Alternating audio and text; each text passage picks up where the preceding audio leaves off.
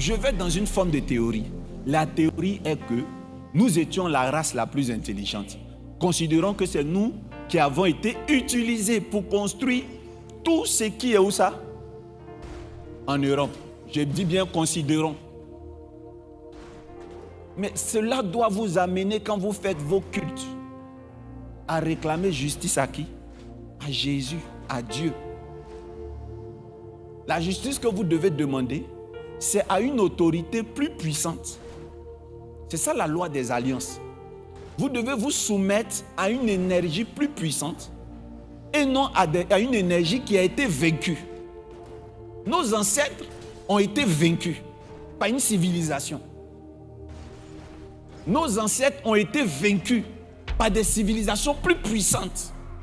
Si vous justifiez que l'esclavage est une conséquence ou a eu des conséquences néfastes sur l'Afrique, ces conséquences sont liées à des bourreaux plus puissants.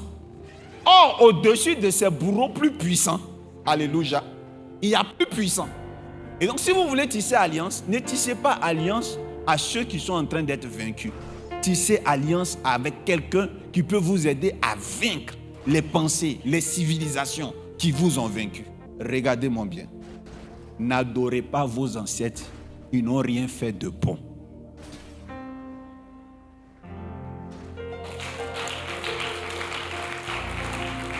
Si vous devez honorer vos ancêtres, honorez-les, mais ne les adorez pas. Depuis fort longtemps, la colonisation et ses instigateurs ont longtemps été considérés comme la cause de la pauvreté du continent africain.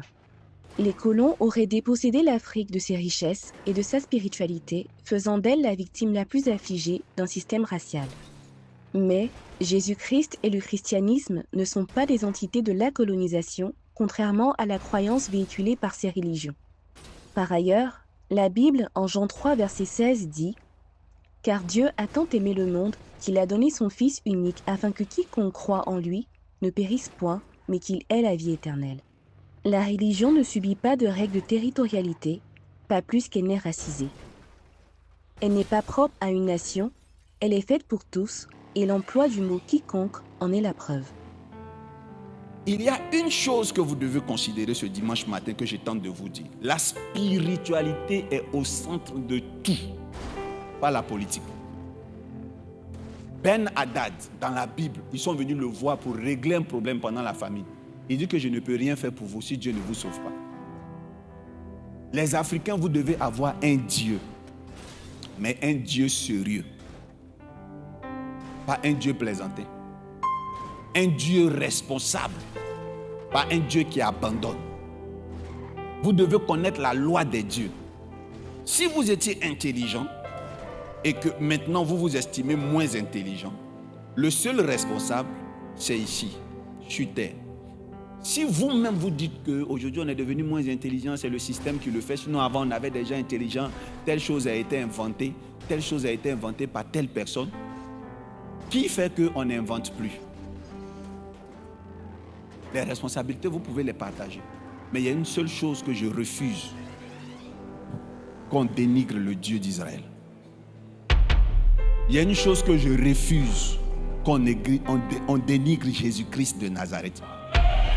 Il y a une chose que je refuse, qu'on le tienne responsable de l'échec en Afrique. Jésus-Christ n'est pas le responsable de notre échec. Au contraire, Jésus-Christ tente de nous faire sortir de l'esclavage. Il dit, lorsque vous connaîtrez la vérité vous affranchira. Et le même dit que je suis cette vérité. Je suis le chemin, la vérité et la